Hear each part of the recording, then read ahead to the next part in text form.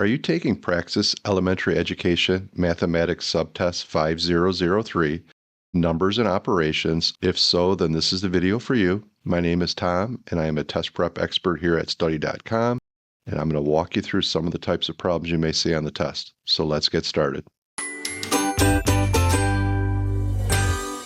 Which of the following is 3/5 as a percent? Is it 0.6%, 30%, 60%, or 35%? All right, so what we're going to do is we're going to take the 3 and we're going to divide it by 5. So we set up our division problem here. So I need to add a decimal and a 0 here. So my decimal is going to come up top. So 5 will go into 30 6 times, and we have a remainder of 0. So 3/5 is 0.6. Well, we have to take our 0.6 now, and we have to convert that into a percent. So percent means per 100, so that means we're going to have to take the 0.6 and we're going to have to multiply it by 100, which has the effect of moving the decimal point 2 places to the right, and we would add a 0 in here, so this would be 60%. What is the greatest value listed? Is it 13/3, 11/4, 16/5, or 4.18?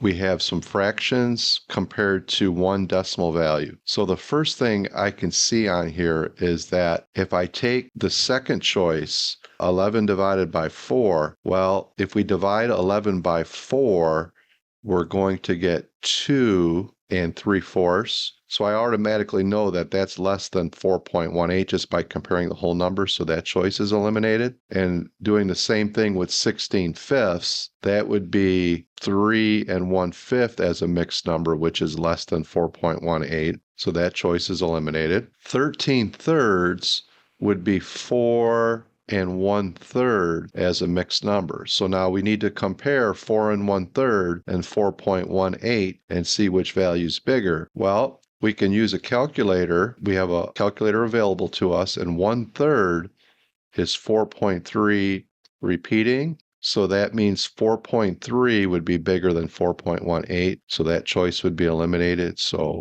the answer would be our first choice. Sean and his 3 friends went trick-or-treating and got 24 chocolate bars and 8 strawberry lollipops. After the friends have divided the candies evenly, Sean is planning to sell all his candies to his sister for 25 cents each.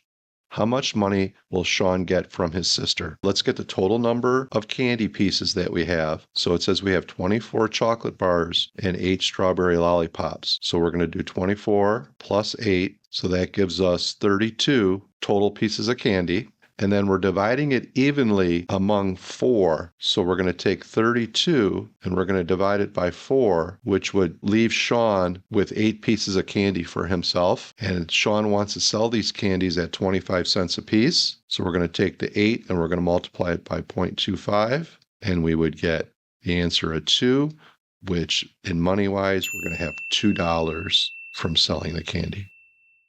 There are 612 applicants for a manufacturing firm, but only 1/12 of the applicants will be interviewed for the second screening. How many applicants did not reach the second screening? Is it 51, 510, 102, and 561?